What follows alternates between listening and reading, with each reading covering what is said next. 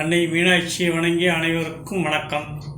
அதாவது இந்த வாஸ்து என்பது ஏதோ வீடு நீளாகலாம், செவரு, ரூம்பு, கதவு அப்படி கிடையாது. வாழ்க்கையினுடைய அனைத்து சம்பவங்களிலும் அனைத்து வகையிலும் வாஸ்து சம்மந்தப்படுகிறது. சகல வழிகளும் நீங்கள் புரிந்து கொள்ள வேண்டும். உதாரணமாக, இப்போ யார் வீட்டுக்கு இந்த பாம்பு போன்ற விஷ செண்டுகள் வரும் அப்படின்னு ஒரு கணக்கு வச்சுக்கோங்க.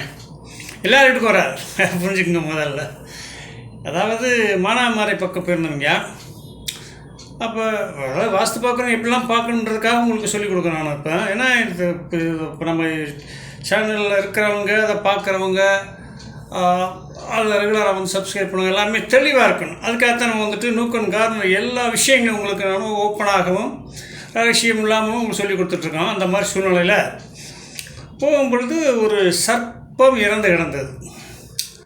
என்னை பொறுத்தவரை மீனாட்சியமாக கூடவே இருக்காங்க அப்படின்றது ஒவ்வொரு நான் வாஸ்துன்னு போயிட்டேன்னா ஒவ்வொரு சம்பவமும் ஒவ்வொரு காட்சியும் அர்த்தமுள்ளவன்னு நான் நினைக்கிறேன். சரி பாருங்க, இதே அப்படி கிடக்கு அப்படின்ட்டு போனேன். அது ஒரு பெரிய ஒரு 2 ஜீவ சமாதிகள் உள்ள ஒரு இடம், ஏதோ கஷ்டக்குளம் என்னமோ சொன்னாங்க.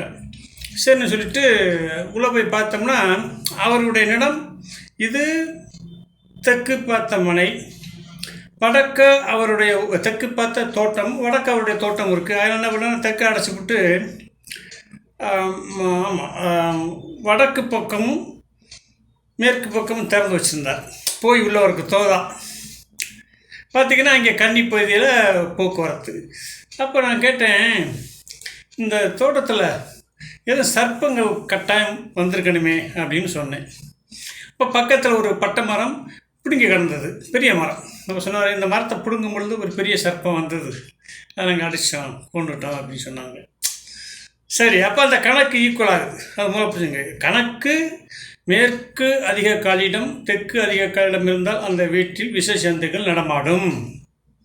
கன்னிப்பகுதியில் பாதை வைத்தால் கட்டாயம் வீட்டுக்குள்ளே வரும். ஈசானியில் இருந்தால் கிடைக்காது, அது தெரிஞ்சுக்கோங்க. இதுக்கு எதுக்கு சொல்ல வரா, நீங்கள் மாற்றிக்கணும். இந்த மாதிரி அமைப்பு இருந்துச்சுனாக்க கனவுல வந்தால் கூட அது விஷயம் இங்கே குறைபாடு இருக்கும். இதெல்லாம் இறைவனுடைய செயல் உங்களுக்கு கூட இருக்குன்னு அர்த்தம். திரும்பி அதே மாதிரிங்க ஒரு தடவை நிலக்கோட்டைன்ற ஒரு பகுதி கூட்டி போயிருந்தாங்க. பார்த்திங்கன்னா நான் போகும்பொழுது எனக்கு கனவுல ஒரு சர்ப்பம் தற்பட்டது. நான் காலைல வாஸ்து பார்க்க போகிறேன், அம்மா அதை காமிக்கிறேன்னு திருப்பி அவர் வீட்டில் காரில் வந்து இந்த காரில் போகும்பொழுது கேட்டேன், ஐயா 10 நாளைக்குள்ளே ஒரு கணக்கு இருக்குது, சர்ப்பங்களை அவங்க வீட்டில் பார்த்தீங்களா அப்படின்னு. வந்துச்சான்னு கேட்டேன். ஐயா 1 இல்லை 2 வந்துச்சு அப்படின்றாங்க. புரியுதுங்களா? அவங்க வீட்டை பார்க்கல, தோட்டத்தை பார்க்கல, எதுவும் பார்க்கல.